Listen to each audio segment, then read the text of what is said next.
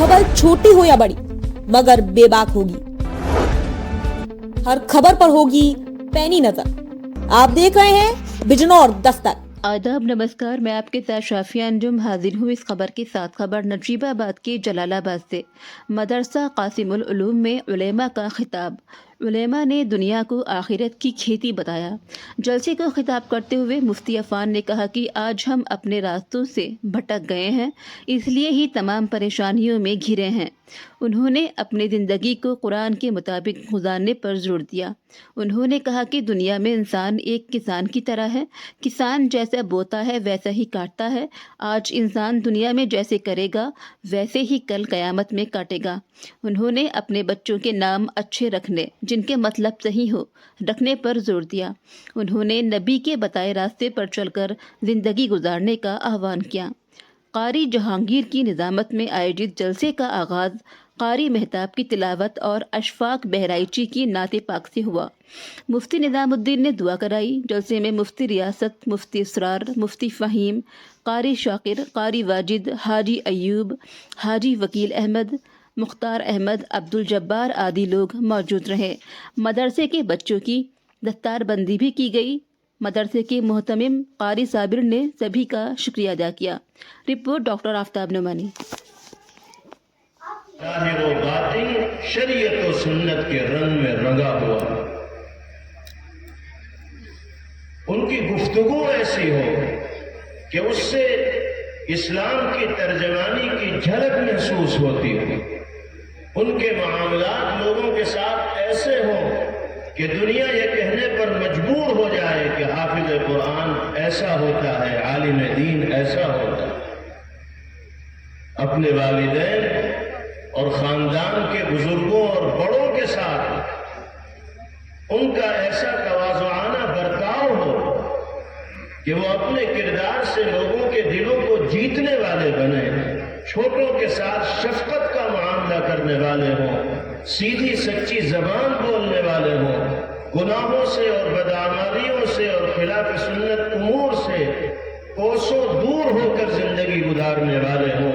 ये जिम्मेदारी तमाम के तमाम खुद्दाम दीन की है, बिलखुसूस उन तुल्लाब इल्म की है जिन पर उनके असातिज़ा ने एतमाद करके उनके सरों पर दस्तार बांधी। एक हाफिज़ कुरान हो तो उसे कुरान की अजमत को अपने ज़हन और दिमाग में मुस्तहज़र रखना चाहिए और कुरानी हिदायत के मुताबिक ज़िंदगी गुजारनी चाहिए।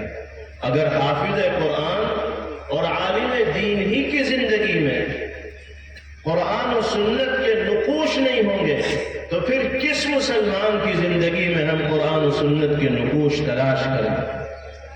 अफसोस होता है ऐसे कुफ़ार किराम को देखकर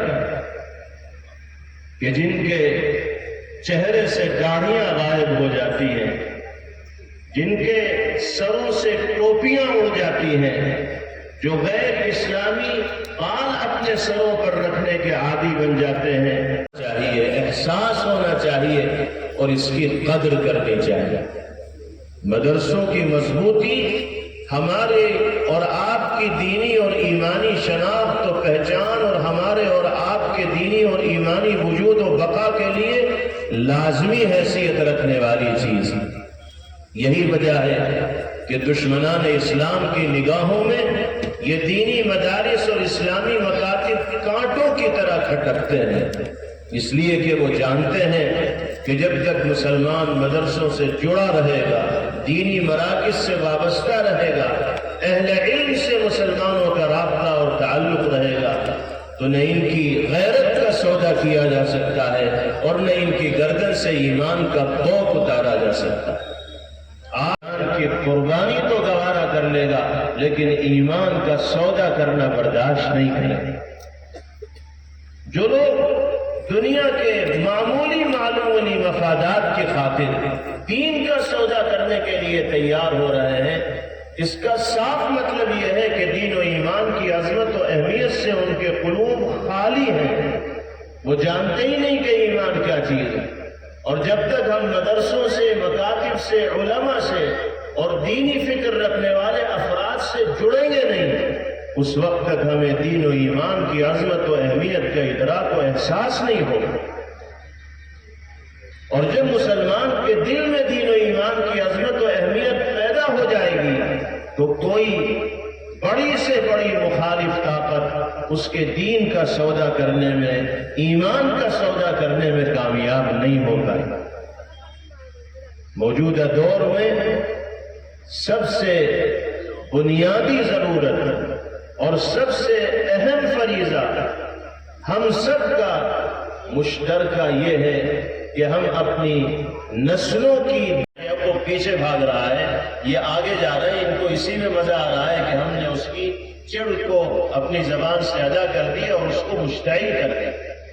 اگر اس طرح سے کسی کے دل کو ٹھیس پہنچائی جائے گی تو بتائیے ہمیں عزت کا مقام سماج میں ملے گا؟ کوئی ہمیں احترام کی نگاہ سے دیکھے گا؟